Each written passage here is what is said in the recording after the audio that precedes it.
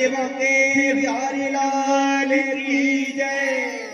बोली श्याम सुंदर भगवान की, मुरली वाले की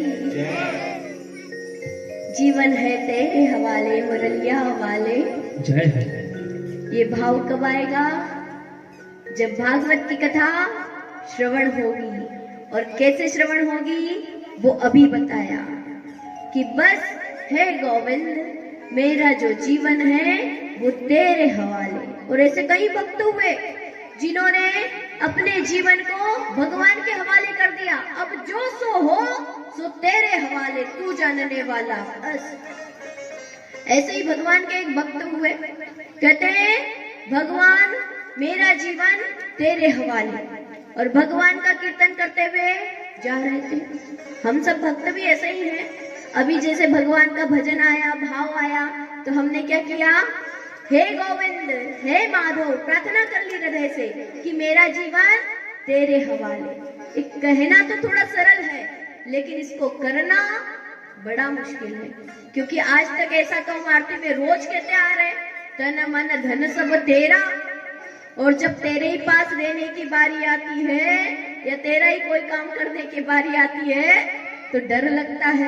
अब भाई तेरा है, अगर ये शरीर तेरा है, मन तेरा है, धन तेरा है, सब कुछ तेरा है, तो तेरा तुझको अर्पण क्या लागे मेरा। लेकिन वहां फिर पीछे हट जाते हैं। तो यहाँ पर एक भक्त हुए, और वो भक्त ऐसे कि सुन लिया बस तेरे हवाले, मुरलिया वाले, जीवन है तेरे हवाले। और भगवान नाम का संकीर्तन करते हुए जा रहे हैं। भगवान नाम के संकीर्तन में मग्न थे। रास्ते में धोबी घाट पड़ा। धोबी घाट के पास से निकल रहे थे। अब वो तो उन्मत्त होकर के कीर्तन कर रहे थे। वो नहीं जानते वो कहाँ चल रहे हैं, किस मार्ग पर चल रहे हैं, कैसे चल रहे हैं। कहते हैं ना कि भगवान की भक्ति ऐसी बना देती है जैसे जल में कमल का फूल। जल में ही रहता है कमल का फूल, लेकिन जल से लिप्त नहीं होता। उसी प्रकार से वो भक्त भगवान की कीर्तन करते हुए जा रहे थे तो इस संसार में, दिख तो इस संसार में रहे थे, लेकिन इस संसार में थे नहीं। भगवान से तार जुड़ा हुआ था।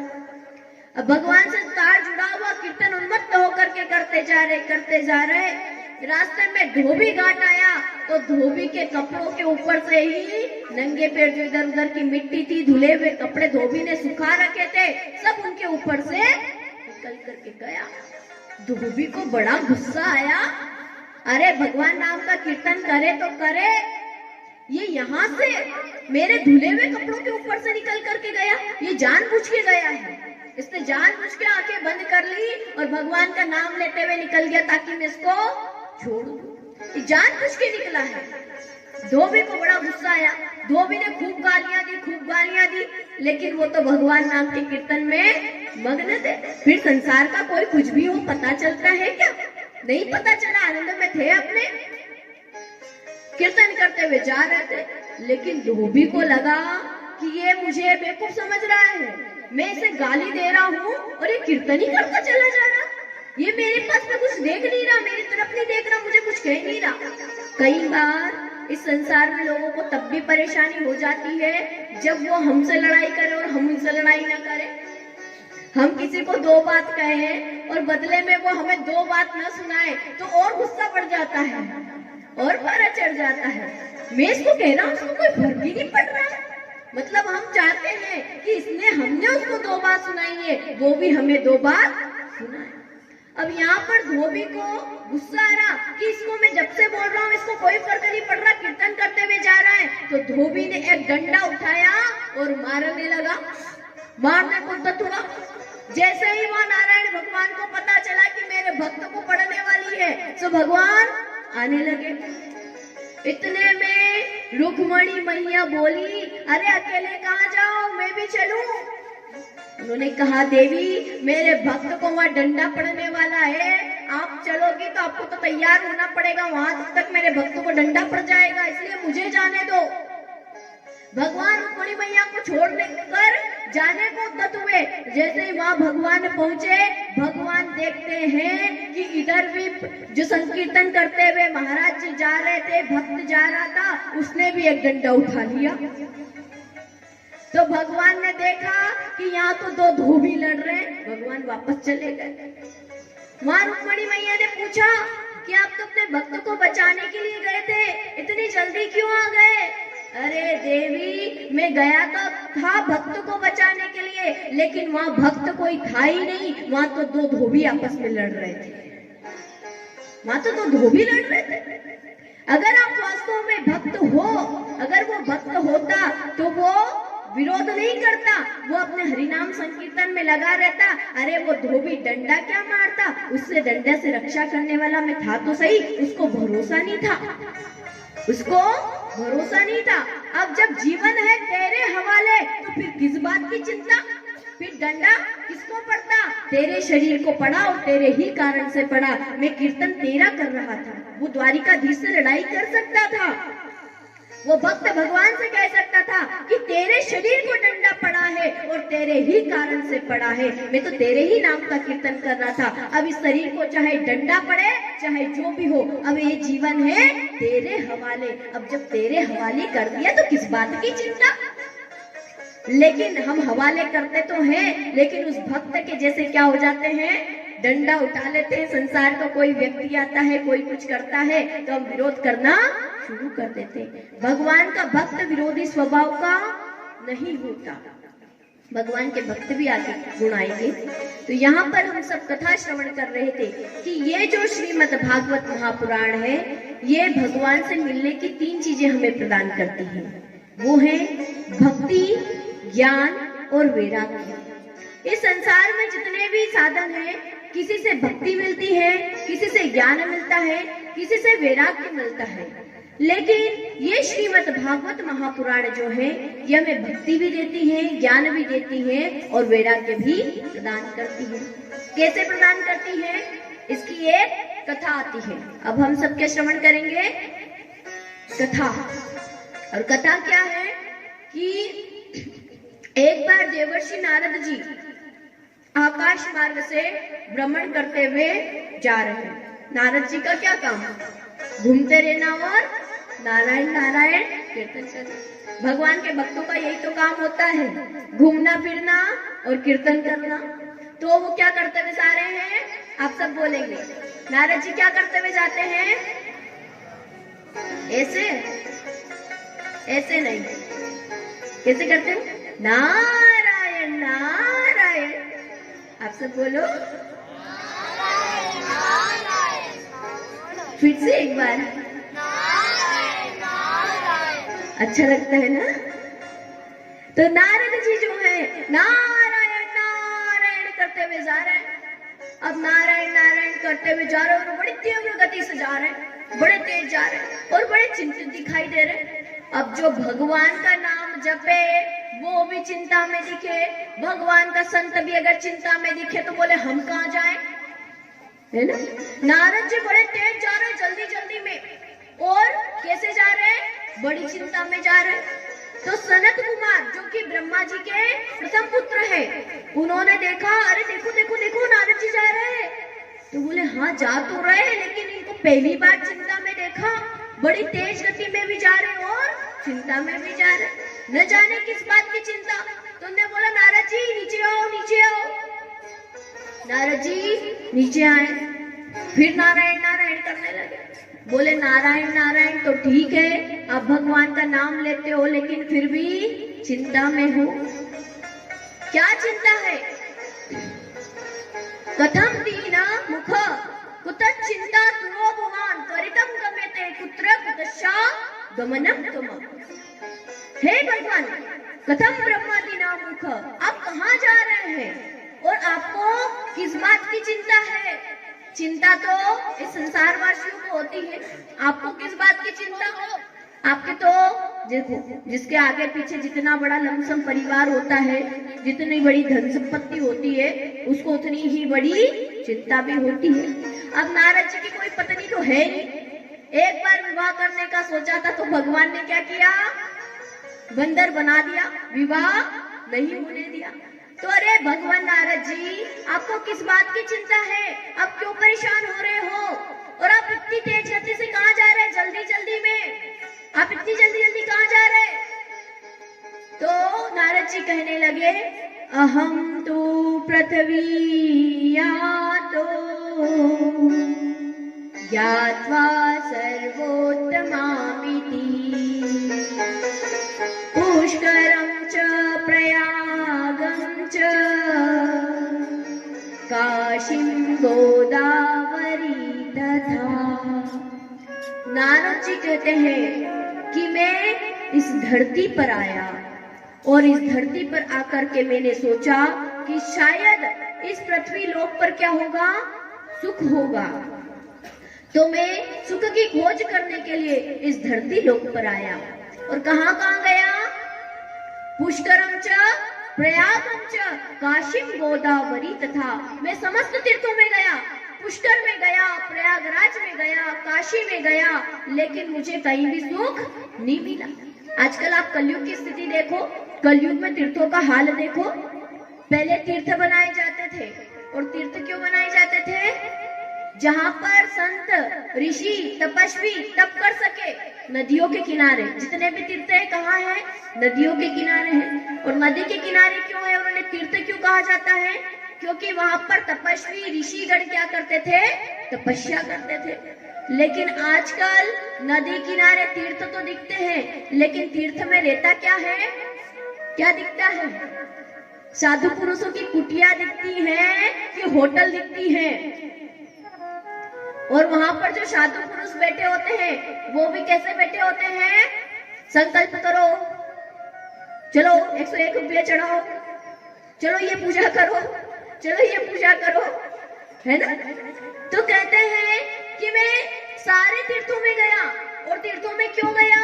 दर्शन करने के लिए, कि वहां पर तपस्वियों का, महात्माओं का दर्शन करूंगा।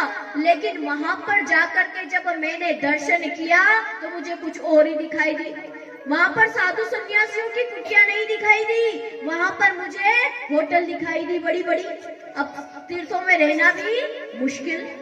और जहां देखो वहां पूरे संसार में केवल क्या रह गया है? पाखंड। पाखंड का मतलब क्या?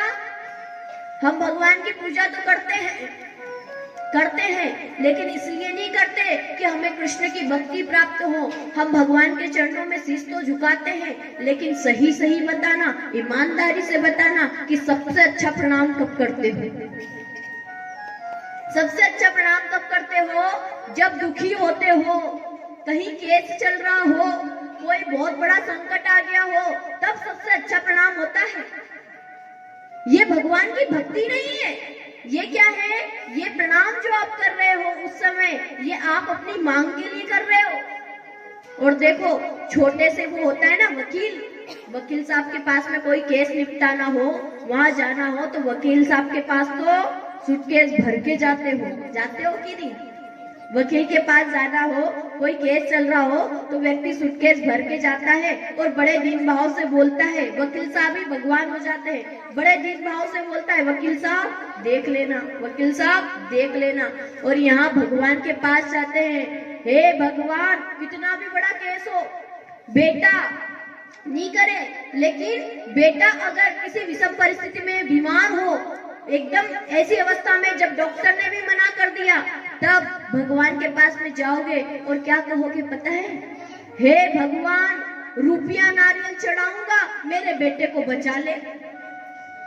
अरे जब साधारण डॉक्टर के पास गए तो बोलते हो 1 करोड़ रुपया ले लो, मेरे बच्चे को बचा लो, है ना?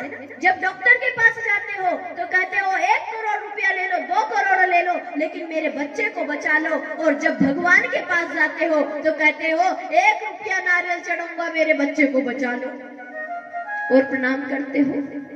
और भाव से प्रणाम केवल तभी करते हो जब आपको जरूरत हो, जब आप विषम परिस्थिति में हो, तभी हम भाव से प्रणाम करते हैं, अन्यथा हमारा भाव नहीं होता।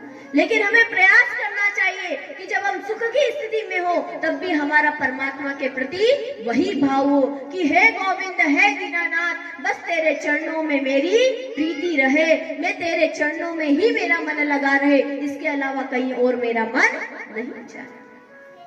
तो यहाँ पर पूछा गया नारद जी से कि आप इतनी चिंता में क्यों जा रहे, कहाँ जा रहे? तो नारद जी कहते हैं कि मैं इस पृथ्वी पर आया, लेकिन पृथ्वी पर कहीं भी मुझे प्रेम दिखाई नहीं दिया। इस पृथ्वी पर पाप ही पाप दिखाई देता है। हर व्यक्ति, प्रत्येक व्यक्ति स्वार्थी हो गया है। प्रत्येक व्यक्ति क्यों जी रहा है? आज इस धरती पर अपन देखते हैं सब व्यक्ति क्या कर रहे हैं, केवल अपनी भोग तृप्ति। व्यक्ति से जन्म से लेके तो मृत्यु तक पूछो कि तूने जीवन भर क्या करा, तो बोले जो गधा करता है वही मैंने जीवन भर किया। मिला लो पूरा जीवन। किसी भी व्यक्ति से पूछो कि क्या किया तूने, तो बोले वही किया जो गधा करता है। बोले क्या? बोले जीवन भर उसने भी बोझ ढोया, मैंने भी बोझ ढोया। गधे ने मिट्टी का बोझ ढोया और मैंने मिट्टी जैसे परिवार का बोझ ढोया। ये भी तो परिवार है, मिट्टी में मिल जाने वाला है। दूसरी बात, गधे ने अपने परिवार को बढ़ाया, मैंने भी अपने परिवार को बढ़ाया, बस यही तो काम किया। जो पशु करते हैं वही सारे कार्य हम भी मानव जीवन में करते हैं, अगर हमने भगवान की भक्ति नहीं की।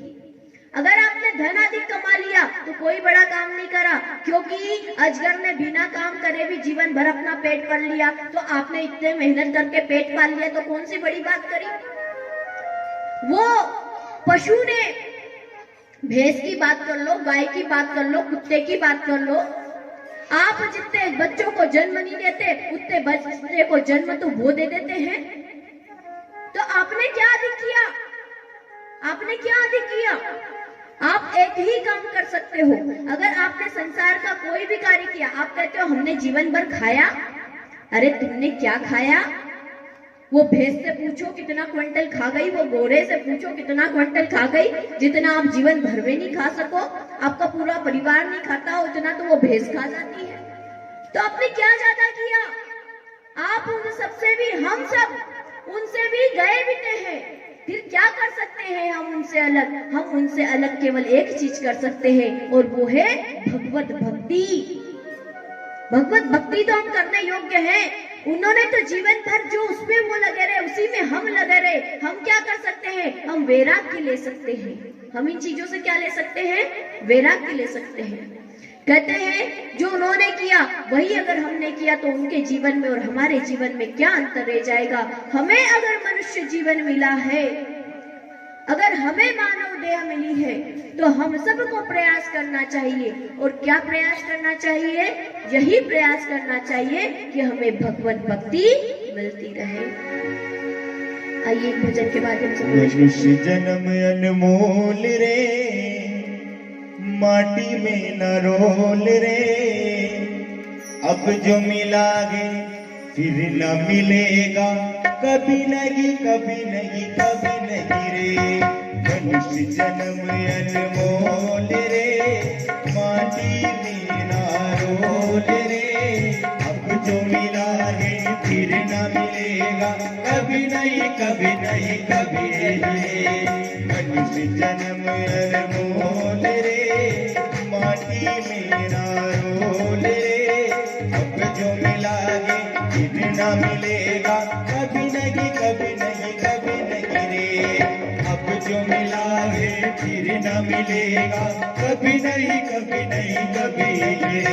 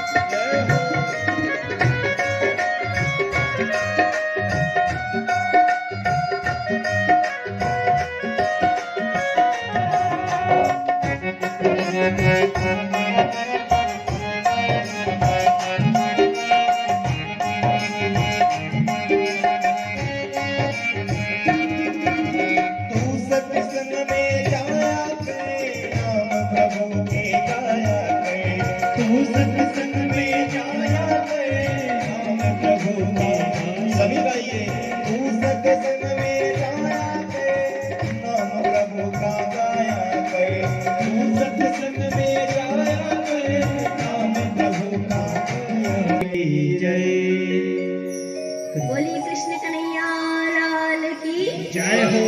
बाके बिहारी लाल की जय हो। नारद जी ने देखा, इस संसार में आए और क्या देखा कि सब लोग, जो मनुष्य जीवन बहुत अनमोल है, उसको किसमें व्यस्त कर रहे हैं? मिट्टी में घोल रहे हैं, मिट्टी में रोंद रहे हैं, ये सब कुछ कर रहे हैं। और जब संत ऐसा देखते हैं तो संत को क्या होता है? कष्ट होता है, संत को सबसे अधिक दुख होता है। यहाँ पर नारद जी तो क्या घूमते फिरते, और उनके पास तो खुद का उड़ने का साधन है, वो तो कहीं भी जा सकते हैं। इसलिए नारद जी उड़ते उड़ते यहाँ वहां सब दूर पहुंचे। पुष्कर गए, प्रयागराज गए, काशी गए, गोदावरी गए, रामेश्वर गए, सेतुबंद गए, द्वारिका नगरी गए, सब दूर गए, लेकिन सब जगह एक जैसा हाल। अभी सब जगह एक जैसा हाल है कि नहीं है? कौन सा भी तीर्थ चले जाओ, तीर्थ जाते हैं तो पहले तीर्थ जाते थे तो लोगों की भक्ति, ज्ञान और वैराग्य स्वतः प्रकट हो जाता था, लेकिन आजकल तो लोग डर के वहां से पंडाओं से भागते हैं। मंदिर में जाओ तो पंडितों से डर के भागते हैं। भगवान के दर्शन होते ही नहीं। अगर करना हो, भगवान का दर्शन करना है तो क्या करना पड़ेगा? टिकट कटाना पड़ेगा, है ना? इतना का टिकट तो भगवान के इतने दर्शन मिलेंगे। जितना अच्छा पैसा उतना अच्छा दर्शन। तो नारद जी ये देख करके तो दंग रह गए। अरे कलयुग की ऐसी स्थिति, उसको देख करके नारद जी के मन में चिंता जगी। अब यहाँ तक तो ठीक था कि नारद जी ने सोचा मुझे तो इस धरती पे रहना नहीं है, लेकिन फिर क्या हुआ? नारद जी कहाँ पहुंचे? वृंदावन धाम पहुंचे, श्रीधाम वृंदावन पहुंचे। और श्रीधाम वृंदावन जो कि भगवान की लीला स्थिति है, भगवान स्वयं जहाँ पर वहां पर रहे हैं। ऐसे श्री यमुना महारानी के तट पर जो पहुंचे, और यमुना महारानी कौन है? साक्षात भक्ति की देवी है। जब वहां पर पहुंचे तो वहां पर उन्हें एक स्त्री दिखाई दी, और वो स्त्री बैठी हुई है। उस स्त्री के आसपास हजारों स्त्रियां उसको पंखा चल रही हैं, उसकी सेवा में लगी हुई हैं। उस एक स्त्री की सेवा करने के लिए हजारों स्त्रियां लगी हुई हैं, और वो स्त्री अपने 2 पुत्रों को अपनी गोद में लिए बैठी है और रुदन कर रही है, रुदन करती हुई दिखी। कौन है वो देवी? तो नारद जी ने उनसे पूछा कि हे देवी, आप कौन हो? और ये आपकी गोद में 2 सोए हुए ये 2 युवा कौन है? ये 2 पुत्र कौन है? और आप ये आपकी सेवा करने वाली ये सब कुछ कौन है? तब भक्ति देवी बोली कि मैं भक्ति हूँ, मेरा नाम क्या है? भक्ति है। मैं संसार में हर कहीं रही, लेकिन मुझे कहीं भी शांति नहीं मिली। मेरा नाम भक्ति है। मैं इस जगह पर आकर के मैं तो युवा हो गई, लेकिन मेरे 2 जो पुत्र हैं, ज्ञान और वैराग्य। भक्ति देवी के पुत्र कौन है? ज्ञान और वैराग्य। क्योंकि व्यक्ति के जीवन में जब भक्ति आती है, आपके जीवन में जब भक्ति आएगी तो फिर क्या आएगा? ज्ञान आ जाएगा, और जब ज्ञान आ जाएगा तो फिर क्या आ जाएगा? वैराग्य आ जाएगा। ज्ञान क्या आएगा? भक्ति जब हम करते हैं, भगवान से जब जुड़ते हैं तो वो है भक्ति। कथा अगर श्रवण कर रहे हो तो ये क्या है? भक्ति। अभी आप सब क्या कर रहे हो? भक्ति कर रहे हो। भगवान की कथा श्रवण करना ही प्रथम भक्ति है। तो अभी सब क्या कर रहे हो? भक्ति कर रहे हो। और जब भक्ति करते हैं तो क्या करते हैं? होता है ज्ञान आता है ना। जब कथा सुनते हो तो ज्ञान आ जाता है कि संसार झूठा, परमात्मा सच्चा। ज्ञान आ गया। अब जब ज्ञान आ गया तो क्या होता है? संसार से वैराग्य हो जाता है। यही है ना। तो यहाँ पर भक्ति देवी के 2 पुत्र हैं, ज्ञान और वैराग्य। अब वो ज्ञान और वैराग्य को लेकर के भक्ति माता बैठी हुई है। भक्ति महारानी तो वृंदावन में जाकर के युवा हो गई, खुद तो युवा हो गई, लेकिन उनके दोनों पुत्र क्या हो गए? वृद्ध हो गए। अब देखो, माता तो युवा है, माता तो जवान है, और पुत्र क्या है? वृद्ध हो गए।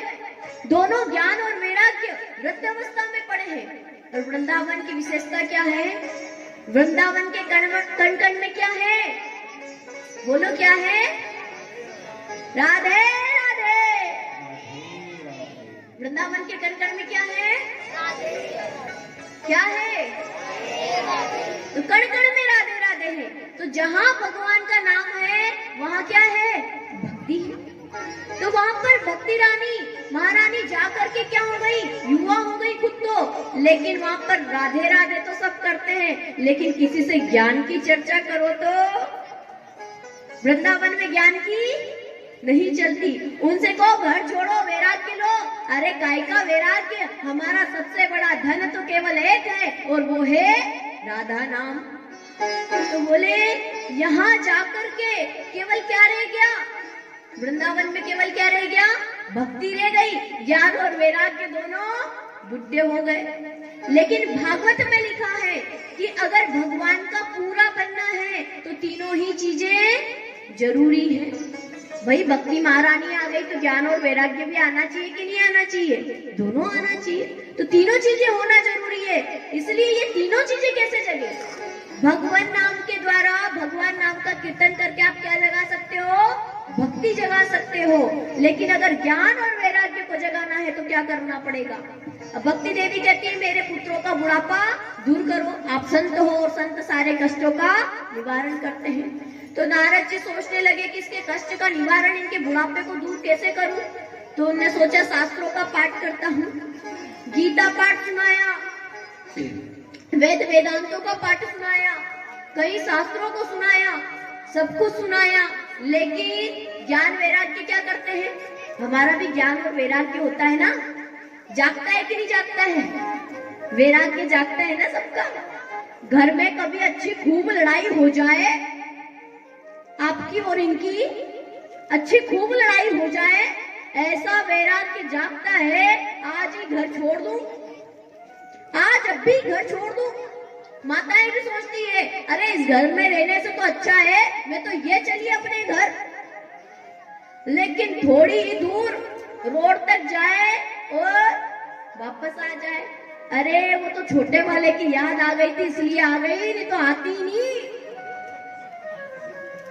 और आप जब जाते हैं आपके अंदर भी वैराग्य जागता है। आप तो देख मैं घर में भोजन नहीं करूं, रहूं ही नहीं, मैं अभी जाता हूँ वृंदावन धाम, वृंदावन में ही रहूंगा, अब तू जान तेरा घर जाने, ऐसा वैराग्य आता है। और स्टेशन तक पहुंचे नहीं कि वापस लौट के घर। वो बोलती है क्यों, अब तो गए थे नहीं, वृंदावन जा रहे थे नहीं, क्या हुआ? अरे वो मैंने सोचा टिकट करा के अच्छे से जाऊंगा।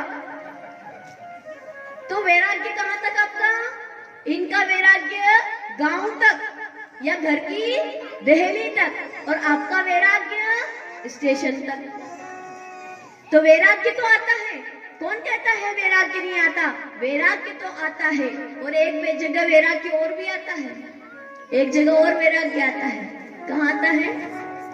शमशान भूमि में जब कोई व्यक्ति मरता है, हमने कई जगहों पर देखा है, हमारा खुद का अनुभव है, हमें बड़ी हंसी आती है।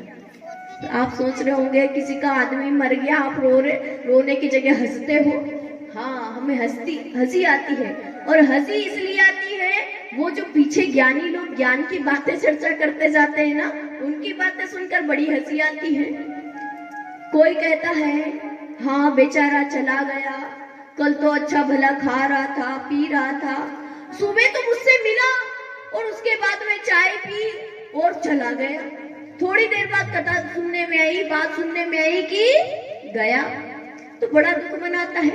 कोई कहता है बड़ा आदमी था, चला गया, चलो अच्छी बात है, एक न एक दिन तो जाना ही था। सब ज्ञान की बात करते हैं, ऐसे ज्ञान की बात करते हैं जैसे खुद तो अबरजड़ी खा करके आए हो। और वहां पर जब शमशान में पहुंचते हैं, कौन किसका था, क्या ले गया, जैसा खाली आया था वैसा खाली हाथ चले गया। हम सब भी ऐसे ही चले जाएंगे, अपन भी सब ऐसे ही चल जाएंगे, मर जाएंगे। इसलिए भगवान का नाम ले लो, यही सच्ची बात है। और जैसे ही वो मुर्दे को, वो शव को जलाया, लौट करके आए, गाड़ी उठाई और ऐसे भगे जैसे घर का सारा धन लूटने वाला हो। जो व्यक्ति वहां पर ये कह रहा था कि न खाली हाथ आया और खाली हाथ ही जाएगा, वही गाड़ी उठा के ऐसा भक्त उसको बोलते रुको रुको 5-10 मिनट रुको, वो बोलते हैं नहीं नहीं घर को भी संभालना है, वो घर का धन सारा संपत्ति पड़ी उसको संभालना है। अब जब खाली हाथ आया और खाली हाथ गया तो किसको संभालना है? तो ये क्या है? वैराग्य तो आता है लेकिन आता है और चला जाता है। तो वैराग्य बेचारा बुढ़ा अवस्था में वृद्धावस्था में जीवित तो है, हमारे सबके अंदर वैराग्य है, हम सब वैरागी है, हम सब वैरागी है, लेकिन हमारा वैराग्य क्या है? सोया हुआ है, सोई हुई अवस्था में। हम सब ज्ञानी भी है, हम सब के अंदर ज्ञान भी है, क्योंकि ज्ञान क्या है? गुरु कहते हैं देते नहीं है, ज्ञान की जोत जलाते हैं। जैसे दीपक होता है ना, घर में बल्ब तो लगा है लेकिन उसका स्विच चालू नहीं है, घर में बल्ब लगा पड़ा है लेकिन स्विच चालू नहीं है। और यहाँ पर हमारे अंदर जो दीपक है वो दीपक तो है लेकिन जला नहीं है। बस गुरु क्या करता है, अगर आपके घर में बल्ब लगा है तो उसका स्विच चालू कर देता है, और आपके घर में दीपक रखा है तो उसको जला देता है। बस ज्ञान प्रकट हो गया। मतलब ज्ञान स्वयं के अंदर है, वैराग्य भी स्वयं के अंदर है, केवल उसका प्रादुर्भाव नहीं होता। तो यहाँ पर ज्ञान और वैराग्य वृद्धावस्था में पड़े हुए श्रीधाम वृंदावन में नारद जी से कहा गया इसको जगाओ। संत जगाते हैं ना ज्ञान और वैराग्य को, तो भक्ति देवी कहती है जगाओ, आप संत हो आप जगाओ। अब संत है तो है, लेकिन परेशानी है कि ज्ञान वैराग्य को जगाए कैसे? क्योंकि नारद जी तो क्या कर सकते हैं, भक्ति देवी को जागृत कर सकते हैं नारायण नारायण करके, लेकिन ज्ञान वैराग्य को कैसे जगाए? इसलिए वेद वेदांत का पाठ किया, गीता का पाठ किया, लेकिन जब तक पाठ होता तब तक जागते, फिर वापस सो जाते। जैसे कि यहाँ भागवत की कथा सुनाए, अभी गीता का ज्ञान आपको दे, ऐसा वैराग्य जगेगा, आज से संसार का सारा मोह छोड़ के भक्ति करूंगा, आज से सब कुछ छोड़ करके भगवान का भक्ति करने में मन लगाऊंगा। लेकिन वैराग्य फिर थोड़ी देर बाद भाग जाता है। तो यहाँ पर नारद जी जैसे जैसे पाठ करते हैं वैसे वैसे जागता है, फिर वैराग्य चले जाता है। तो अब क्या किया जाए? इसके लिए नारद जी सवे संतों से पूछते, ऋषियों से बुला बुला करके पूछते, तुम बताओ तुम बताओ। बाकी के संत सोचते हैं नारद जी कोई नहीं पता तो हमको कहाँ से पता चलेगा? अरे भाई, कोई बहुत बड़े संत हो और नारद जैसा संत कौन हो सकता है? अब नारद जी कोई जिस बात का पता नहीं तो हमको कैसे पता चले? सारे कुछ भक्त तो कुछ संत तो उल्टे पैर भागते, नारद जी को देखते कि नारद जी आ रहे, प्रश्न पूछेंगे भाग लो, तो भाग लेते। अब नारद जी इसी चिंता में, नारद जी को कुछ समझ में नहीं आया तो आकाशवाणी हुई, और आकाशवाणी ने कहा कि हे नारद क्या करो? सत्कर्म करो। तो नारद जी ने पूछा कि ये तो बताओ सत्कर्म क्या है? मैंने सब तो पढ़ लिया, वेद वेदादि पढ़ लिए, गीता पाठ कर लिया, बार बार सब कुछ तो कर लिया, इसके अलावा क्या सत्कर्म करूं? तो बोले सत्कर्म तुम्हें संत बताएंगे क्या है। अब संत के पास में ढूंढते फिरे, संत भी नहीं बता रहे। फिर नारद जी क्या करने लगे, अब मैं तपस्या करूंगा।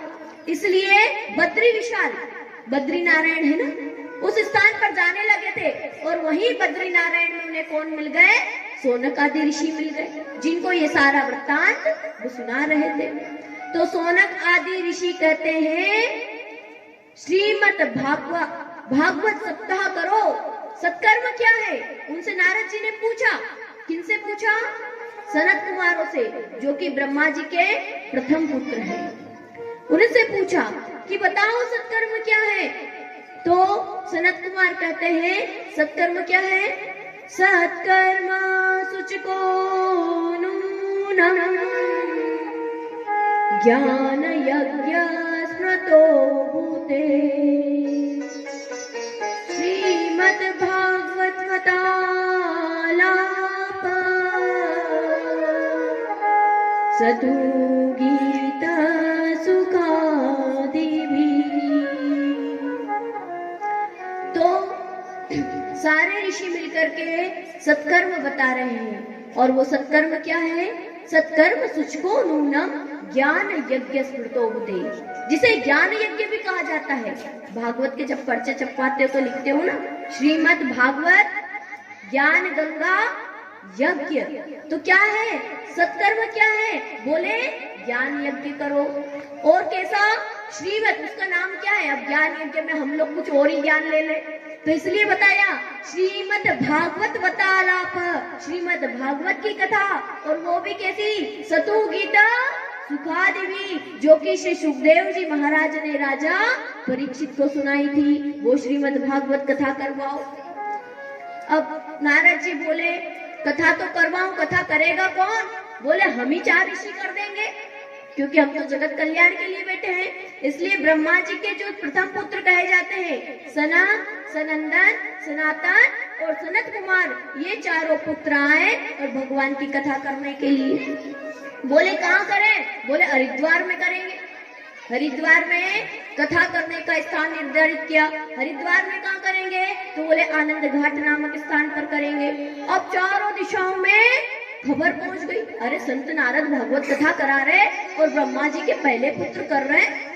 चारों दिशाओं में खबर पहुंची, जहां जहां जिस जिस को पता चला, कहते हैं गंगा आदि नदियां, समस्त तीर्थ, समस्त ऋषि मुनि और जितने भी देवता इस धरती पर अन्य लोगों पर निवास करते हैं, सब कथा श्रवण करने के लिए आए, सब कथा श्रवण करने के लिए। क्यों? क्योंकि कलयुग की दूसरी कथा थी, कलयुग की दूसरी कथा थी। बोले कलयुग में बार बार कथा पता नहीं मिलेगी नहीं मिले, आगे वाले कराएंगे नहीं कराए, इसलिए सभी देवी देवता, समस्त नदियां, समस्त तीर्थ आकर के विराजित हो गए। कई ऋषि आए और जो ऋषि नहीं आए उनको भृगु ऋषि लाए, बुला बुला के लाए, उनको बुला बुला कर लाए। अरे चलो भागवत कथा हो रही है, अरे चलो भागवत कथा हो रही, नारद जी करा रहे। अब नारद जी कथा करवा रहे, तो कहते हैं कि नारद जी में कथा जब कराते हैं तो जोड़े की जरूरत पड़ती है, पति और पत्नी। जब भी कोई सत्कर्म किया जाता है तो पति पत्नी की आवश्यकता होती है। नारद जी के पास तो कोई श्रीदेवी है ही नहीं, तो क्या करें? बोले अकेले ही करो। बोले अकेले होगी पर कथा तो होगी। भागवत में ये नियम नहीं है, सारे सत्कर्मों में पत्नी की आवश्यकता होती है। अगर आप यज्ञ करवा रहे हो तो यज्ञ में पत्नी का होना बहुत ज्यादा आवश्यक है, लेकिन भागवत तो ऐसा दिव्य ग्रंथ है, अगर किसी की पत्नी ना भी हो तो वो भी भागवत में बिना पत्नी के भी कथा अकेला भी करा सकता है, बैठ सकता है। बाकी अगर आप यज्ञ कराते हो तो यज्ञ में पत्नी को बिठाना पड़ता है। जैसे राम जी का सुना होगा आपने कि राम जी ने भी सीता माता को बना करके बैठाया था, क्योंकि बिना पत्नी के पूर्ण यज्ञ नहीं होते, आदि क्रियाएं नहीं होती, लेकिन भागवत की कथा हो जाती है। तो यहाँ पर नारद जी ने कथा कराना प्रारंभ किया। अब कथा सुनाना प्रारंभ किया किन्होंने? सनत कुमारों ने। और सनत कुमारों ने भी पहले क्या सुनाया? भागवत का महात्म्य सुनाया। और भागवत के महात्म्य में किसकी कथा सुनाई? आप सबने कथा सुनी होगी। किसकी? पहले दिन किसकी कथा सुनते हो? सुनते हो ना? धुंधकारी, जानते हो धुंधकारी को? गोकर्ण को जानते हो? आत्मदेव को जानते हो? तो उन्हीं की कथा सुनाई। क्या कथा सुनाई? उन्होंने कहा तुंगभद्रा तटे राजन पूर्वं भूतपत्तमोत्तमम्। तुंगभद्रा नदी के किनारे एक आत्मदेव नाम के पंडित जी रहते हैं, और वो पंडित जी बहुत गुणी हैं, खूब संस्कारी हैं, लेकिन उनकी पत्नी कैसी है? कैसी है? या तो कोई ऐसी होगी ही नहीं, ऐसी है।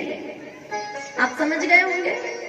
आप सब हैं मृदुभाषी, प्रिय भाषणी, लेकिन वो कैसी थी? बहुत ही कुटिल, बहुत ही खराब, क्रूर पत्नी थी, धुंधली देवी। अब धुंधली देवी, आत्मदेव जी को कोई पुत्र नहीं है, इसलिए आत्मदेव जी कहाँ गए? जंगल में गए। वैसे आत्मदेव जी तो पंडित जी थे, उनको कोई परेशानी नहीं थी, उनको पुत्र नहीं था तो, लेकिन ये बोलते ना जिसको कहते समाज, जिसको तुम परिवार कहते हो, जिसको तुम पड़ोसी कहते हो, वो पड़ोसी या आदि समस्या का कारण तो वही होते हैं। आपके घर में धन नहीं, मान लो आपको कोई परेशानी नहीं, लेकिन आपके पड़ोसी आके बोलते अरे घर बड़ा कच्चा है, क्या कंजूसी करते हो, थोड़ा घर बना लो। फिर पड़ोसी आके, आपको कोई परेशानी नहीं कि आपके घर में गाड़ी नहीं है, इनको भी कोई परेशानी नहीं है आपके घर में गाड़ी नहीं है, लेकिन पड़ोसी आके बोले अरे इतना धन कहाँ जमा कर रहे हो, थोड़ी गाड़ी तो ले आओ। अब भाई तुझे क्या काम, मुझे गाड़ी की जरूरत नहीं है। लेकिन ये पड़ोसी और परिवार जो होता है ना, ये बोलते देखो समाज में जाओ, अच्छे नहीं लगता है, समझ में आता नहीं है तुम्हें, तुम ले लो। तुम्हारा आधी परेशानी का कारण आधी से ज्यादा वही है, वही परिवार और वही पड़ोसी है, और कोई नहीं है। एक बार सोच विचार करके देखना, आप घर में कोई भी चीज लेकर के आते हो, जरूरत के लिए लेकर के आते हो कि पड़ोसी को खुश करने के लिए लाते हो, खुद के लिए लाते हो कि परिवार वालों के लिए लाते हो। अब जैसे माताएं खूब सारे हार और साड़ी लाती हैं, ये खुद की प्रसन्नता के लिए काम, पड़ोसी को जलाने के लिए ज्यादा लाती है। उनको दिखाऊंगी, वहां शादी में जाऊंगी तो दिखना चाहिए। तो यही स्थिति है कि हम सब जो चाहते हैं वो किस लिए चाहते हैं, हमारे पड़ोसी और परिवार के लिए। आत्मदेव जी पंडित जी को पुत्र नहीं चाहिए था, लेकिन पड़ोसी ने कहा मर जाओगे, श्राद्ध तर्पण कौन करेगा, बेटा तो चाहिए। क्या पंडित जी आप भी खुद के घर में बेटा ने, दूसरे की पूजा कराओ, दूसरे की गोद भरो, खुद के घर में तो बेटा नहीं। अब पंडित जी बेचारे गए कि भगवान, वो भगवान से मांगते नहीं थे, क्योंकि सच्चा भक्त वो होता है जो भगवान से मांगता नहीं है। इसलिए उन्होंने कहा कि मैं मांगूंगा तो नहीं, एक काम करो भगवान आप दोगे नहीं और मैं मांगूंगा नहीं, इससे अच्छा है कि नदी में कूद करके आत्महत्या कर लूं। आत्महत्या करने जाने लगे, वहां पर एक संत आ गए। अब बेचारे संत का स्वभाव कैसा, कोई किसी को रोते देखे, किसी को दुख देखे तो बोले सुखी हो जा तू दुखी मत रहे। संत ने कह दिया कि तुम क्यों रोते हो, तो संत के ही माथे आ पड़ा। कहने लगा पंडित जी मेरे जीवन में बहुत बड़ा दुख है। बोले क्या दुख है, बोले दुख ये है कि मेरे बेटा नहीं है। भगवान के संत यहाँ पर कहने लगे अरे ये दुख नहीं है, ये तो सबसे बड़ा सुख है। अगर भगवान बेटा दे देता तो मानना भगवान ने कृपा कर दी, और भगवान ने अगर बेटा नहीं दिया तो सबसे बड़ी कृपा कर दी, परम कृपा कर दी। बोले ओ महाराज जी आपके कोई बेटा नहीं है तो आप ऐसे ही बोलोगे, क्योंकि आपको कोई बेटा खुद को ही नहीं है, आप क्या जानो बेटे का सुख क्यों होता है। बोले अच्छा बताओ बेटा क्यों चाहिए, तो बोले बेटा इसलिए चाहिए कि मैं जब मरूंगा नहीं तो श्राद्ध तर्पण करेगा, श्राद्ध तर्पण आदि करने वाला भी तो चाहिए। तो उन्होंने कहा कि अगर बेटा होने से ही व्यक्ति का तर्पण होता है, श्राद्ध आदि होता है, बेटा होने से ही दुनिया सुखी होती है, तो आप देखो पशुओं के, पक्षियों के कितने बेटे होते हैं, वो सुखी क्यों नहीं हो जाते। पशु पक्षियों के कितने बेटे होते हैं। आप कहते हो कि पुत्र सुख, कहते हैं ना, कहीं कहीं हमने सुना है कि पुत्र का सुख सबसे बड़ा सुख होता है, एक पुत्र का प्राप्त होना सबसे बड़ा सुख कहा गया है। तो अगर पुत्र के होने से ही सुख होता है तो इस संसार में पशु पक्षियों के भी कई कई पुत्र होते हैं, आपसे ज्यादा पुत्र होते हैं, तो क्या वो सुखी है। तो बोले नहीं, पशु पक्षी का जो पुत्र होता है वो श्राद्ध तर्पण आदि थोड़ी करता मरने के बाद में। तो कहने लगे, पंडित जी ने समझाया, अरे किसके श्राद्ध के चक्कर में पड़ा, अगर मान लो बेटे ने सही में भी नहीं करा तो तेरे मरने के बाद में तू देखने आएगा किसने मेरा श्राद्ध करा कि नहीं करा, इसने तर्पण करा कि नहीं करा, इसने पिंडदान करा कि नहीं करा। उसके चक्कर में मत कर पड़ो। देखो अगर आपने अच्छे कर्म किए तो श्राद्ध करवाने की जरूरत ही नहीं पड़ेगी। श्राद्ध किसका करवाया जाता है, जिसकी अधोगति होती है। श्राद्ध की जरूरत किसको पड़ती है, जिसको अधोगति हुई, जिसकी गति पूर्ण नहीं हुई, जो संसार में भटकता रहता है। तो ऐसे काम क्यों करो जिससे भटकना पड़े। दूसरी बात, पिंडदान, पिंडदान में क्या होता है, कहते हैं पुत्र जो होता है मरने के बाद में हमारा पिंडदान करता है, और पिंड का मतलब होता है शरीर। जो व्यक्ति मर जाता है और जिसको कोई शरीर नहीं मिलता, तो यहाँ पर बेटा जो पिंडदान करता है उसी से पिताजी को शरीर की प्राप्ति होती है। वो आटे के जो बना करके दान करता है ना, तो बोले आटे से ही अगर आपको शरीर मिलना है, इससे अच्छा तो जीते जी, कहते हैं व्यक्ति मरने के बाद में पिंडदान करने की आवश्यकता नहीं हो। अगर जीते जी पिंडदान कर दे तो क्या करना है, जीते जी पिंडदान क्या खुद ही कर दे। अरे पिंडदान करने का मतलब है ये शरीर रूपी जो पिंड है इसको भगवान को दान कर दो। ये जो हमारा शरीर है इसको जीते जी भगवान को दान कर दिया तो मरने के बाद में पिंडदान करवाने की आवश्यकता ही नहीं पड़ेगी। अब पंडित जी को इतनी सब बात समझाई, आपको भी कह रहे हैं आप सब भी अपने बेटे के भरोसे मत रहना, क्योंकि आजकल के बेटों को तो आप जानते ही हो, आधी से ज्यादा चीजों में तो हम ही पीछे हट गए। पहले हमारे जो पिताजी महाराज थे, जो दादाजी थे, वो कितना कुछ करते थे, कितनी क्रियाएं करते थे, लेकिन आज तो वो जो 16 श्राद्ध आते हैं ना, उसमें जो 16 दिन में से एक दिन पूजा होती है वो भी भूल जाते हैं कि वो कौन से दिन करनी है। तो कहाँ पिंडदान के चक्कर में रह रहे हो? आजकल के बच्चों के भरोसे में मत रहना, अपना पिंडदान खुद ही कर जाना। और आजकल तो मैंने कहीं कहीं सुना है, ऐसी परंपराएं भी चली हैं कि वो जो प्रोग्राम होता है ना, जो मरने के बाद होता है, वो कई लोग जीते जी भी कर देते हैं, कहते हैं जीते जी हमारा हम ही देख ले। तो जो पिंडदान है वो जीते जी करना, और पिंडदान का मतलब है अपने शरीर का दान परमात्मा के चरणों में कर देना, यही सबसे बड़ा पिंडदान है। इससे बड़ा कोई पिंडदान हो ही नहीं सकता, कोई नहीं हो सकता। यहाँ पर इतनी बात आपको भी हम समझा रहे, लेकिन आपके समझ में आ गई क्या? आ गई? बेटा नहीं हो, दुखी मत होना, बेटे के भरोसे में मत रहना, खुद ही अपना पिंडदान कर देना। आ गई समझ में बात? आ गई? कौन कौन करेगा?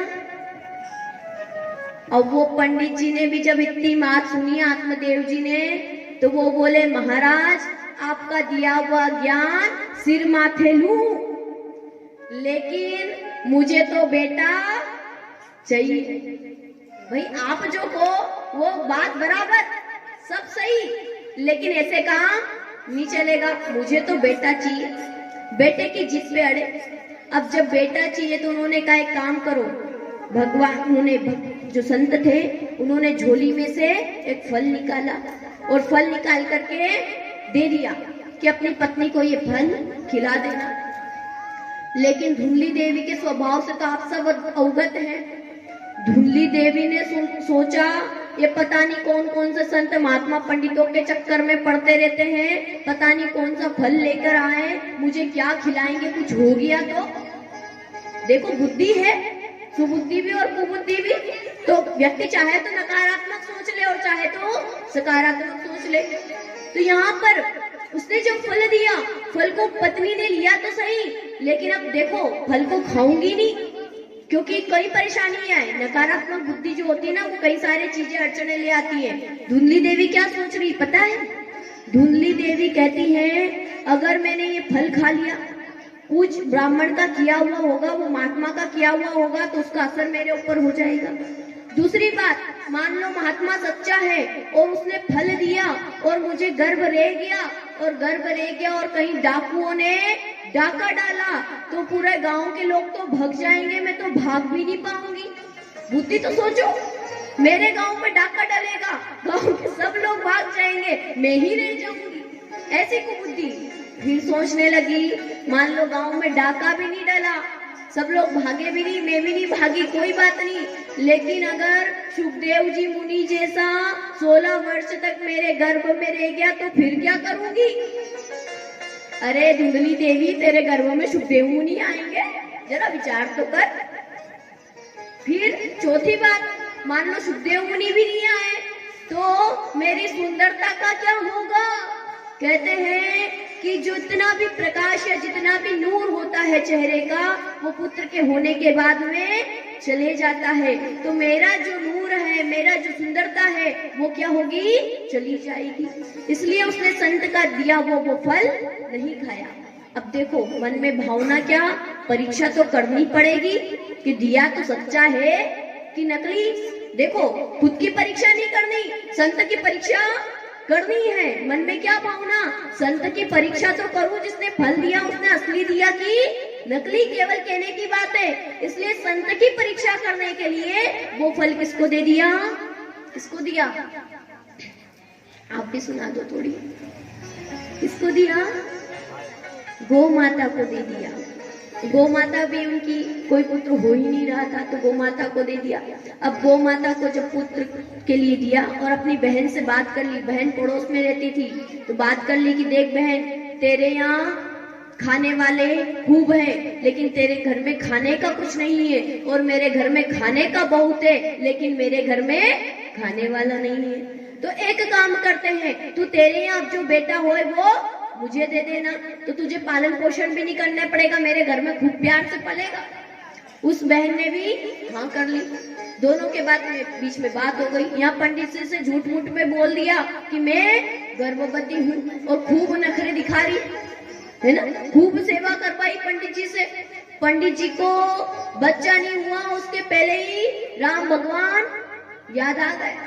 कहने लगे संत सही कहते थे, अभी तो बच्चा हुआ ही नहीं है, लेकिन समझ में आ रही है। यहाँ पर जैसे ही समय पूर्ण हुआ, और समय पूर्ण होते ही धुंधली देवी के यहाँ पुत्र की प्राप्ति हुई। और पुत्र कौन हुआ? जैसे ही पुत्र हुआ, पंडित जी कहने लगे कि मेरा नाम आत्मदेव है, पुत्र का नाम होगा परमात्मा देव। धुंधली बोली 9 महीने गर्भ में मैं रखूं, संत का दिया हुआ फल मैं खाऊं, और पुत्र का नाम अपने नाम पे लड़ पड़ी वो। तो बोले देवी जो आपकी इच्छा वो रख लो। बोले मेरा नाम धुंधली देवी, मेरे पुत्र का नाम होगा धुंधकारी। और बताया जाता है, कहा जाता है यथा नाम तथा गुण। अब यहाँ पर गौ माता को भी कुछ समय के बाद में पुत्र की प्राप्ति हुई, और पुत्र हुआ तो वो बछड़ा कैसा हुआ? कैसा हुआ? जिसका पूरा शरीर, पूरी देह तो मानव की, लेकिन कान लंबे लंबे गौ माता जैसे। पूरा मानव शरीर है, पूरा शरीर किसका है? मानव का है, लेकिन केवल कान क्या है? लंबे लंबे गौ माता जैसे हैं। इसलिए इस पुत्र का नाम क्या रखा? गोकर्ण। गो के समान जिसके कान हो उसका नाम रखा गया गोकर्ण। अब देखो, जो धुंधली देवी का पुत्र है वो द्वेष का पुत्र है।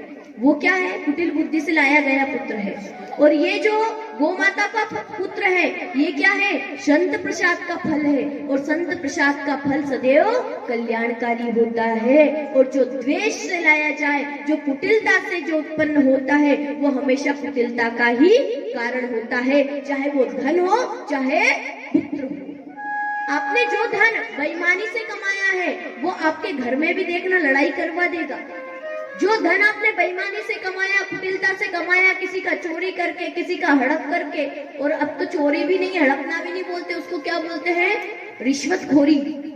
वो बहुत चलती है ना, इसका उसका करना। तो वो जो रिश्वतखोरी है वो लेकर के जिसने धन कमाया है, उसका धन कहीं न कहीं उसके ही गिरा देता है। तो यहाँ पर भी धुंधली देवी के यहाँ जो पुत्र हुआ धुंधकारी हुआ, और कैसा हुआ? महान कुटिल फलकामी। कहते हैं गोकर्ण पंडितो ज्ञानी धुंधकारी महाखल। और एक बेटा था, तो आत्मदेव जी तो घर में रहते थे, नहीं थे, पंडिताई करने चले जाते थे। धुंधली देवी रहती थी। धुंधली देवी ने एक एक बेटा बोल के, मेरा तो एक ही बेटा, मेरा तो एक ही बेटा, माताएं करती है ना। कई घरों में देखा जाता है, जिस घर में एक ही बेटा हो, एकमात्र बेटा, बेटियां कई रहती हैं, जैसे 4-5 बेटियां हुई, फिर एक बेटा हुआ, या एक बेटा जिस घर में हो, उस घर में बेटे के बिगड़ने के आसार ज्यादा होते हैं, 100% होते हैं। अगर संभाला नहीं जाए तो आधा तो माता यूं कह के बिगाड़ देती, मेरा एक ही तो बेटा। अरे माँ, तेरा एक ही बेटा है तो एक को संभाल ले, ये एक ही है, ये एक बिगड़ जाएगा तो तुझे कौन संभालेगा? इसलिए एक बेटे की चिंता ज्यादा करना, 10 हो तो चिंता मत करना, एक नहीं संभालेगा तो दूसरा संभाल लेगा, एक पुल को नहीं तारेगा तो दूसरा तार लेगा, लेकिन जिसको एक ही बेटा है उसको तो एक को संभालना पड़ेगा, इसलिए एक को संभाल लेना। यहाँ पर धुंधली देवी ने तो अपने बेटे को बिगाड़ दिया, चोरी करने लगा, डाका डालने लगा, और क्या करता? माता से पैसा मांगता, धन मांगता, चल माँ धन दे, माँ ने कहा मेरे पास में धन नहीं है। आत्मदेव जी परेशान हो गए, बड़ा होने लगा और जैसे ही बड़ा हुआ क्या करता है, बेटे को बचपन से संस्कार नहीं दोगे तो क्या करेगा। संस्कार कब दिए जाते हैं, बालकपन में। और हम सबकी गलती क्या है पता है आपको, हम सबकी गलती क्या है, जब बच्चा छोटा रहता है तब तो हम उसको छोटा छोटा बोल के छोड़ते रहते हैं, और जब वो बड़ा होता है तब हम उसको बोलते बेटा ऐसा नहीं करते, बेटा प्रणाम कर। अब बेटा बड़ा हो गया, कोई वो झुकना सीखे, अब वो कोई संस्कार ले। संस्कार जब देने का समय होता है तो वो बाल्यकाल का समय होता है। संस्कार देने का समय गर्भ का समय होता है। गर्भ में और बाल्यकाल में जो आपने संस्कार दे दिए सो दे दिए, और जब एक बार पेड़ बड़ा हो गया, फूट हो गया, अब क्या करो उसको झुका के, अब नहीं झुकने वाला वो। इसलिए संस्कारों का बीज बाल्यकाल से ही डालना शुरू कर देना। थोड़ी परेशानी होगी बच्चे को, बचपन में हम कहते हैं सुबह से प्रातःकाल नहीं उठाना, बोले बच्चा है सोने दो उसको, नहीं आदत डालो, सुबह प्रातःकाल जागो तो उठो, उठा करके कहो जा बेटा भगवान की पूजा कर, इसके बाद में भोजन मिलेगा, जा पहले आरती पूजा कर, इसके बाद में तुझे जो कुछ देना होगा वो देंगे, ये संस्कार। लेकिन हम क्या कहते हैं, नहीं छोटा बच्चा है, भूख लगी होगी, अब पहले तो उसको उठते से खाना खिलाना सिखा दिया तो वो बाद में सुधरने वाला है। बड़ा होके कहो कि नहीं पहले पूजा करके, अरे आप फालतू बात मत करो, पहले खाना दो, ऐसा करेगा। इसलिए संस्कार अगर देना है तो गर्भ से देना। आगे यहाँ पर पुत्र जब बिगड़ा, आत्मदेव जी को कष्ट हुआ, आत्मदेव जी को गोकर्ण जी महाराज ने ज्ञान दिया कि आप बेटे के चक्कर में मत पड़ो, आप आत्मदेव हो, आत्मा के देव को जान लो, ये आपका लक्ष्य है। इसलिए आत्मदेव जी कहाँ चले गए, अब वन में, कि ऐसे बेटे के तो बिना बेटे का ही अच्छा था। अब यही बात तो संत ने पहले कही थी, यही बात की थी ना कि तुम पर भगवान की कृपा है जो तुम्हारा कोई पुत्र नहीं है, लेकिन तब समझ में नहीं आई। आज होते हुए कहते हैं कि संत सही कहते थे, इससे तो मैं बिना पुत्र के ही अच्छा था। कहते हुए वन को चले गए। जब वन में गए तो वहां पर वो तो वन में चले गए, यहाँ धुंधली देवी को बेटा परेशान करने लगा, माँ धन दो धन दो धन दो। अब जब धन देने को नहीं रहा तो बोले कहाँ से लाऊं, बोले कहीं से भी लाओ। चोरी करने लगा, मारने लगा। जब माता को ही मारने लगा तो माँ को बड़ा कष्ट हुआ। सबसे बड़ा कष्ट माता को तब होता है जब बेटा ही सामने बोल पड़े। पिता को भी सबसे ज्यादा कष्ट होता है, जिसके लिए जीवन भर सब कुछ लगा दिया, सब कुछ दे दिया, लेकिन वही बेटा एक शब्द भी सामने बोलता है तो ऐसा लगता है मानो प्राण ले लिए हो। एक बार कोई मार दे उतना बुरा नहीं लगता जितना बेटा सामने बोले तो बुरा लगता है। यहाँ पर जब बेटा माता को ही मारने लगा तो माता ने सोचा अब ऐसे जीवन को लेकर के क्या करूं, सो रात्रि को गई और कुएं में कूद करके गिर पड़ी और मर गई। अब जब माता भी चली गई, पिता भी चले गए, तब तो और आजादी। तो क्या किया, शराब पीने लगा, मदिरा पान करने लगा, नशा करने लगा, और 5-5 वेश्याओं को अपने घर में लेकर के आया। 5-5 वेश्याओं को जब अपने घर में लेकर के आया, 5-5 वेश्याओं को 5 वेश्या लेकर के आएगा, 5 स्त्रियों को लेकर के आएगा, कितने धन की आवश्यकता होगी। राजा के यहाँ चोरी करने लगा, बड़ी चोरी की, और जब बड़ी बड़ी चोरियां करने लगा तो राजा के सैनिकों ने देख लिया।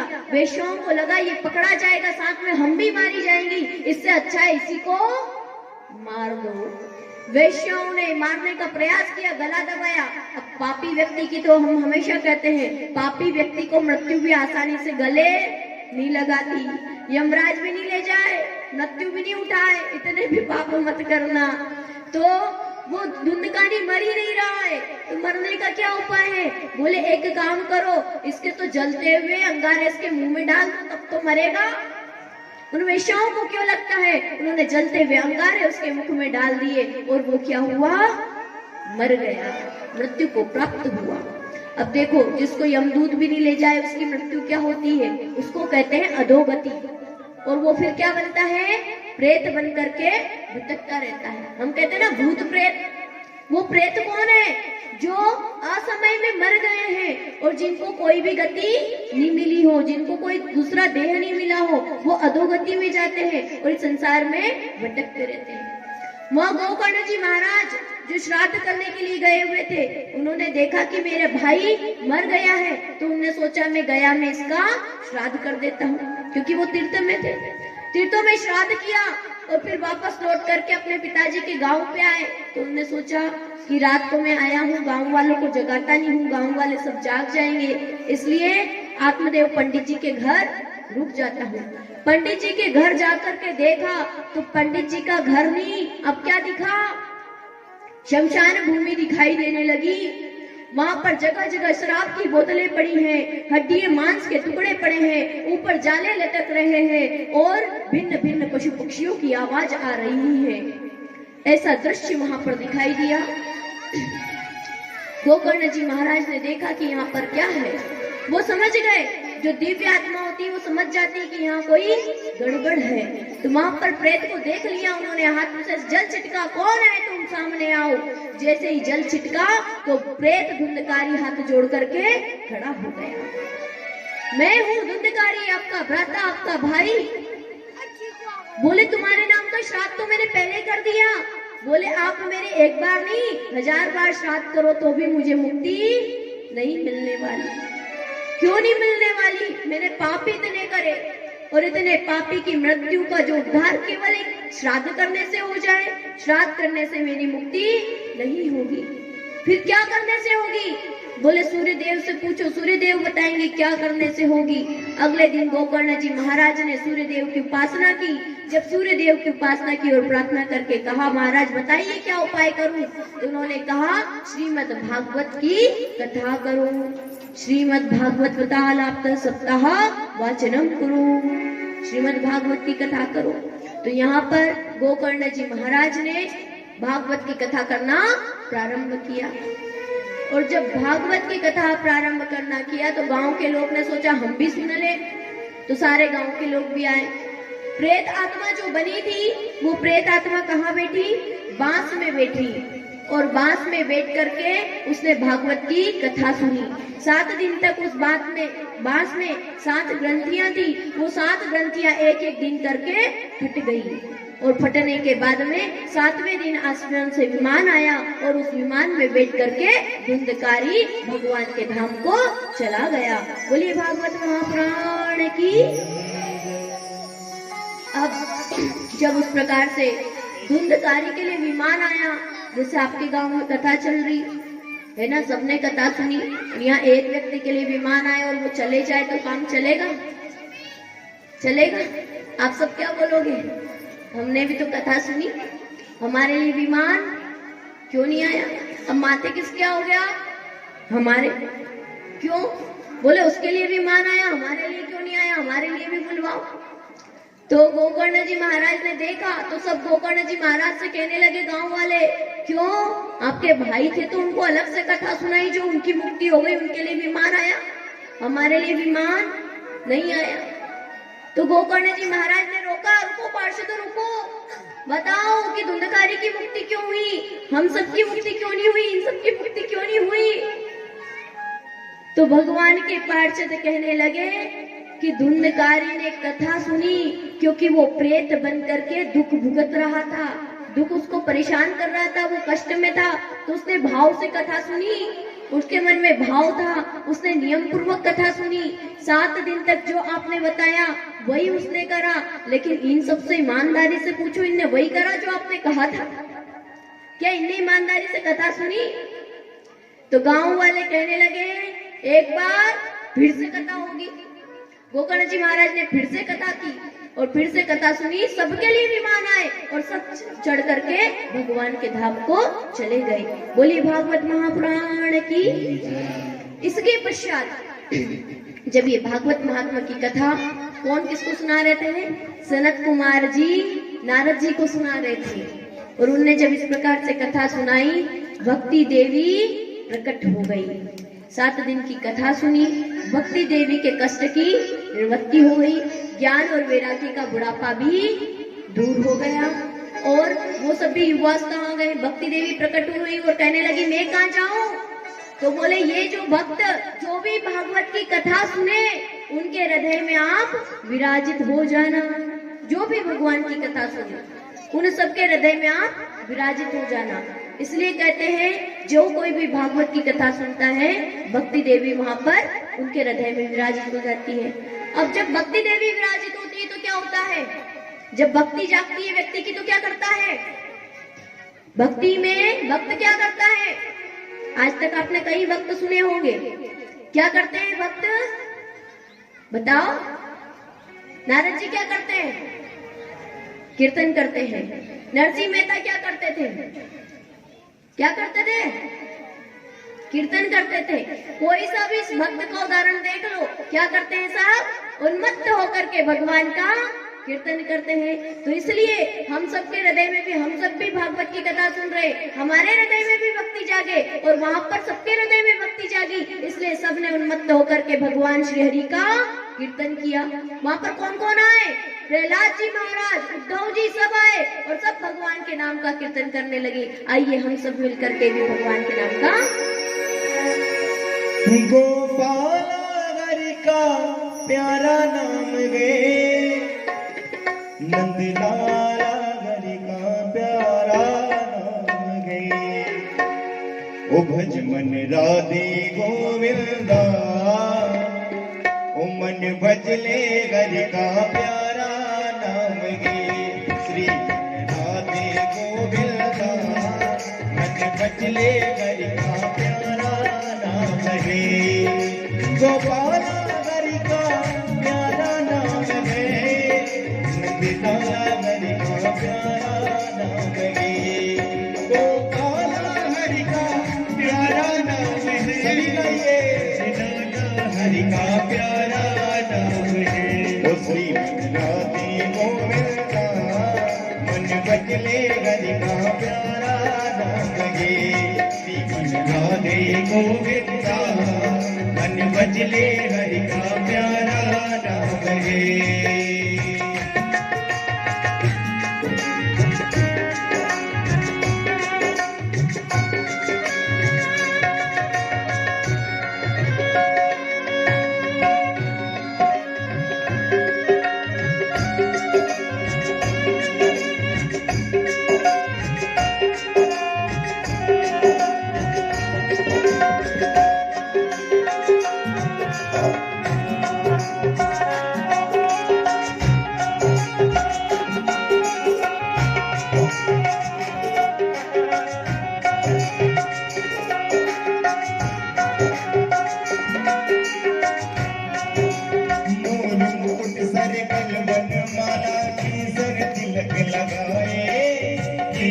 तिलक लगाए, मूल मुकुट सरगल बनवाला, केसर तिलक लगाए, केसर तिलक लगाए। मधुर मधुर स्वर बंसी बाजे, मधुर मधुर स्वर बंसी बाजे। सबके बोल के गाए, सबके दिल के गाए। राधे गोविंदा, मन भजले हरि का प्यारा नाम है। मन भजले हरि का प्यारा नाम है। मन भजले हरि का प्यारा नाम है। मन भजले हरि का प्यारा नाम है। ओ मन भजले हरि का प्यारा नाम है। ओ श्री मन राधे गोविंदा, मन भजले हरि का प्यारा नाम है। श्री मन राधे गोविंदा, मन भजले हरि का प्यारा नाम है।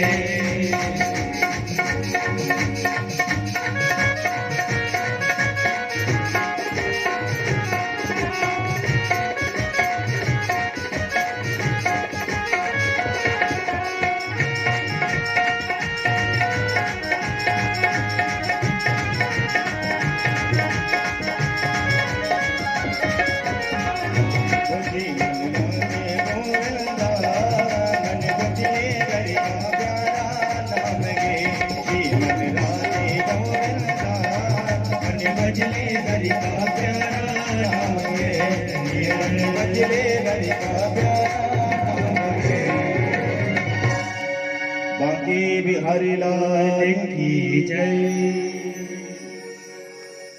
बोलिए वृंदावन बिहारी लाल की जय जय। बहुत संक्षिप्त में जब इस प्रकार से सबने मिलकर के कीर्तन किया उस कीर्तन के पश्चात भगवान श्री नारायण सबके मध्य में प्रकट हो गए। भगवान श्री नारायण ने पूछा, नारद जी ने कथा सुनी, सनत कुमारों ने सुनाई, भक्ति देवी का प्राकट्य हुआ, ज्ञान वैराग्य भी प्रकट हुए। श्री भगवान नारायण प्रकट हो गए, ऐसा कीर्तन किया। जब कीर्तन में नारायण भगवान प्रकट हो गए तो नारायण भगवान ने पूछा भक्तों से, तुम सब क्या चाहते हो, मांगो, क्या वर चाहिए। सब भक्तों ने एक ही वर मांगा, और एक ही वर क्या मांगा, वो वर मांगा, हे भगवान, जब जब भक्त आपके नाम का कीर्तन किया करे उस समय आप उनके हृदय में उत्पन्न हो जाना, उनके हृदय में आप प्रकट हो जाना। बस एक ही वर मांगा। सभी भक्तों ने मिलकर के मांगा। भक्ति देवी ने, प्रहलाद जी ने, उद्धव जी ने, सारे भक्त उपस्थित थे और सबने नारायण भगवान से एक ही प्रार्थना की, हे गोविंद, जब जब भक्त उन्मत्त होकर के आपके नाम का कीर्तन करे उस समय आप उनके हृदय में प्रकट हो जाना। इसलिए कहते हैं जब भी भगवान का कीर्तन करो मन से करो, उन्मत्त होकर के करो, क्योंकि उस हृदय में भगवान का प्रकट होना निश्चित है। इसी के साथ बोलिए भागवत महापुराण की कुछ नियम आपको बता देते हैं, क्योंकि ये तो रसायन है और रसायन को लेने का, दवाई को लेने का नियम होता है। नियम से नहीं लो तो दो चीज होती है, ज्यादा बोल नहीं पा रहे हैं, या तो गड़बड़ी होती है या फिर दवाई काम नहीं करती। इसलिए नियम सुन लो। 7 दिन तक हो सके तो सुबह भोजन मत करना, यहाँ से जाने के बाद भोजन करना, एक समय भोजन करें। और अगर किसी से भूखा नहीं रह जाता, यहाँ बैठ के भोजन ही याद आए, ऐसा काम भी मत करना। ऐसा हो तो भोजन करके आना, लेकिन कैसा करना कि यहाँ बैठने में परेशानी ना हो, नींद ना आए, क्योंकि भोजन से हमारे अंदर तामसिक गुण आ जाते हैं और फिर निद्रा देवी ज्यादा व्यवधान डालती है। भूखे रहोगे तो भूखे भजन नहीं हो गोपाला, तो भूखे पेट नींद भी नहीं आती है ना, तो निद्रा देवी कम व्यवधान डालेगी। इसलिए एक समय भोजन करना, भोजन कम करना। और अगर भोजन कर भी रहे हो तो 7 दिन जितने घर के लोग यहाँ बैठे, खास करके माताएं आपसे कह रहे, 7 दिन सात्विक भोजन बनाना। सात्विक भोजन कैसा, बिना लहसुन प्याज का, बिना ज्यादा मिर्ची का सात्विक भोजन बनाना, बिना लहसुन प्याज का, क्योंकि सात्विकता, सात्विक गुण है ये, भगवान सात्विक है। सात्विक गुण को धारण करने के लिए हमें भी सात्विक होना पड़ेगा। इसलिए जो आप बनाओगे वो ये खाएंगे। तो आपको क्या करना है, बिना लहसुन प्याज का भोजन बनाना है, केवल 7 दिन। और दूसरी बात, आप सब जो भी भोजन बनाओ उसका भोग भगवान को लगाना है। संध्या के समय सबको अपने अपने घर में 2 दीपक देहरी पर जलाना है, रोज संध्या के समय सारी माताओं को, क्योंकि अभी 7 दिन तक सारे देवी देवता आपके गांव में है ना। आपके गांव के लोग यहाँ हो नहीं हो, लेकिन जो दूर दूर के देवी देवता है ना, वो सब यहाँ पर है, सारे तीर्थ यहाँ पर है। इसलिए सब अपने द्वार पर 2 दीपक लगाना। और घर में शाम के समय कोई कलह क्लेश नहीं करके, कोई भी अन्य कार्य नहीं करके, केवल क्या करना, भगवान के नाम का कीर्तन करना। आपने सुना तो होगा कि शाम को समय घर में कौन आता है, भगवान और भगवान के गण आता है। लक्ष्मी माता भी संध्या के समय ही आती है। अब घर में आप लोग झगड़ो, लड़ाई करो तो लक्ष्मी माता क्या करेगी, चली जाएगी। घर में कोई आए ना पर लड़ते झगड़ते दिखे तो वो व्यक्ति चले जाता है। इसलिए 7 दिन तक देवी देवता यहाँ रह रहे हैं तो उनके सामने अपना इंप्रेशन खराब नहीं होना चाहिए, है ना।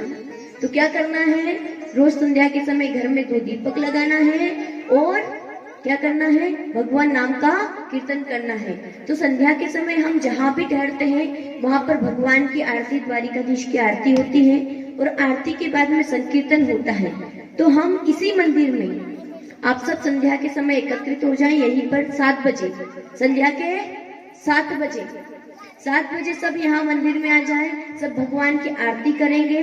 आरती के बाद में सब में मिलकर के भगवान के नाम का कीर्तन करेंगे एक साथ। तो आप सब आमंत्रित है, सबको आना है। और इसके बाद जिसके भी अंदर एक बुराई हो, इसलिए 7 दिन है और कहते हैं वासना भी 7 रूपों में रहती है हमारे अंदर। तो एक एक दिन करके एक एक बुराई को खत्म करते जाना। जैसे पहले दिन काम, दूसरे दिन क्रोध, लोभ, मोह, मत्सर। इसी प्रकार से आप नियम लो कि आज मैं क्रोध नहीं करूंगा। प्रयास करो 7 दिन तक मैं कोई कामना नहीं करूंगा, 7 दिन तक मुझे किसी प्रकार का लोभ नहीं करूंगा, 7 दिन तक मैं मोह माया से निवृत्त रह करके भगवान का भजन करूंगा। 7 दिन तक सबसे बड़ी समस्या ये लोभ और मोह तो दिखता ही नहीं हमको कि कब आता कब जाता, लेकिन क्रोध तो दिखता है ना, क्रोध तो दिखाई देता है। 7 दिन तक प्रयास करना हम क्रोध नहीं करें। और एक अन्य प्रयास करना है। आखिरी बात, आखिरी नियम क्या है कि ज्यादा से ज्यादा भगवान के नाम का जप करना। जोर जोर से माताएं तो भोजन बनाते समय, काम करते समय भी कर सकती हैं। आप नहीं कर सकते तो आप मन ही मन भगवान के नाम का कीर्तन करते हुए चलते रहना। अंदर वाणी को कोई जिह्वा को रोक सकता है, मन को कौन रोक सकता है? इसलिए मन से भगवान का भजन करना। यही 7 दिन की इस कथा रूपी रसायन को लेने के नियम है। अब नियम याद दिए कि नहीं दिए? रहे क्या क्या? शाम को दीपक लगाना, सात्विक भोजन करना और काम, क्रोध, लोभ, मोह को छोड़ देना, अधिक से अधिक मौन रहना, भगवान के नाम का कीर्तन करना और संध्या के समय यहाँ पर भी कीर्तन करना। तो 2 काम तो कर ही लेना। एक तो संध्या के 7 बजे यहाँ आ जाना और सुबह 5:30 बजे निवास स्थान पर 5:30 बजे, ठीक है, 5:45 बजे यहीं से प्रभात फेरी निकाली जाएगी, ज्योति यात्रा। तो सभी माताओं को एक एक थाली लेकर के आनी है, उसमें 5-5 दीपक लाने हैं और दीपक ऐसे लाने हैं जो पूरी प्रभात फेरी में जल सके। और किसी को भी अगरबत्ती लेकर के नहीं आनी है, केवल 5-5 दीपक लेकर के थाली में लेकर के आना है। हाँ, और एक घर से जितनी माताएं हैं, ऐसा नहीं कि एक लिया है तो काम हो गया, है ना, सब अलग अलग भोजन करते हो।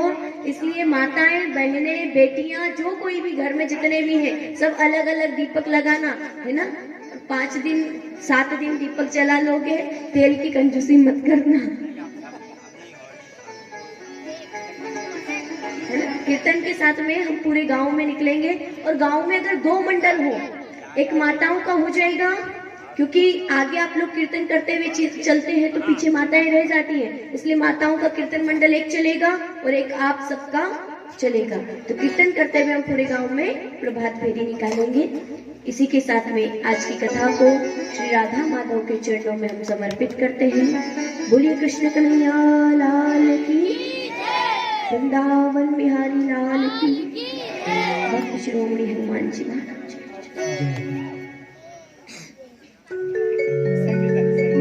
फुलिवा के बिहारी लाल की जय हो। मेरे सरकार का दीदार बड़ा प्यारा है। राधे राधे गोविंद गोपाल राधे, राधे राधे गोविंद गोपाल राधे, श्री राधे राधे गोविंद गोपाल राधे, राधे राधे गोविंद गोपाल राधे, श्री राधे राधे गोविंद गोपाल राधे, गोविंद राधे राधे गोपाल राधे। ये अमर ग्रंथ, ये मुक्ति पंथ, ये पंचम के निराला, सब ज्योति जगाने वाला। ये अमर ग्रंथ, ये मुक्ति पंथ, ये पंचम के निराला, सब ज्योति जगाने वाला। ये अमर ग्रंथ, ये मुक्ति पंथ, ये पंचम के निराला, ज्योति जगाने वाला। ये अमर ग्रंथ, ये मुक्ति पंथ, ये पंचम के निराला, सब ज्योति जगाने वाला। श्री राम यही घनश्याम यही, श्री राम यही घनश्याम यही, श्री राम यही घनश्याम यही, प्रेम महिमा की आरती, पापियों को माफ दे।